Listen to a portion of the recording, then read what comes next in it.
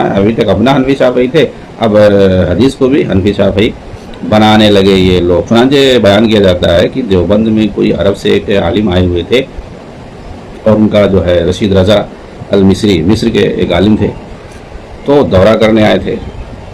तो सुना कि भाई वहाँ पर कोई इस तरह से बड़ा मदरसा है, तो वहाँ एक बड़े मुहद्दिस माने जाते थे अनवर शाह कश्मीरी, वो पढ़ा रहे थे। तो कोई हदीस पढ़ा रहे थे तो उनके मसलक के ख़िलाफ़ थी वो हदीस।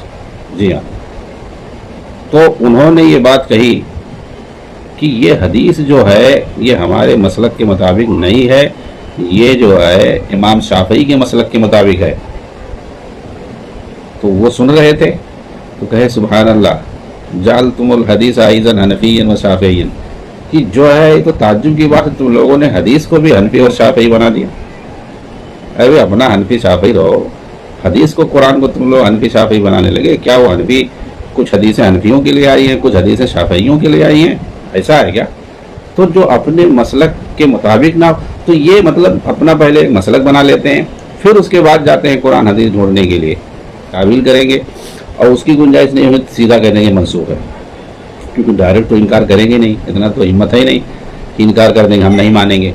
तो भाई अगर साफ साफ इनकार तक कर देंगे तो मुनकिरीन हदीस में आ जाएगा उनका नाम, मुनकिरीन कुरान, तो फिर जो मामला बहुत गड़बड़ हो जाएगा, ईमान का भी मामला हो जाएगा।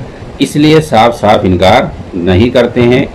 जो इस तरीके से अकल परस्त होते हैं या जो तकलीदी होते हैं, उनको अपना मसलक बचाना होता है, तो अपने मसलक और अपनी जो है फ़िक्र, बातिल फ़िक्र को बचाने के लिए ये लोग कुरान और हदीस को भी इनकार कर देते हैं तावील वगैरह के ज़रिए से, बातिल तावीलों के ज़रिए से।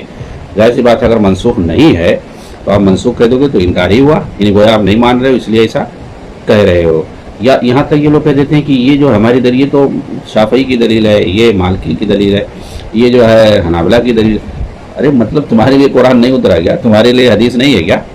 तो हदीस अगर उनके खिलाफ होगी तो ये कहेंगे ये दूसरे मसलब कह देंगे वो उनकी दलील है। अरे भाई उनकी दलील तुम्हारे लिए नहीं है क्या? वो तुम नहीं मानते हो क्या? तो इस तरीके से भी ये लोग बोल देते हैं कि हदीस हमारे मज़हब के मुताबिक नहीं तो हम नहीं लेंगे, ये फलां के मज़हब के मुताबिक है, ये उनकी दलील है, नौज़ुबिल्लाह।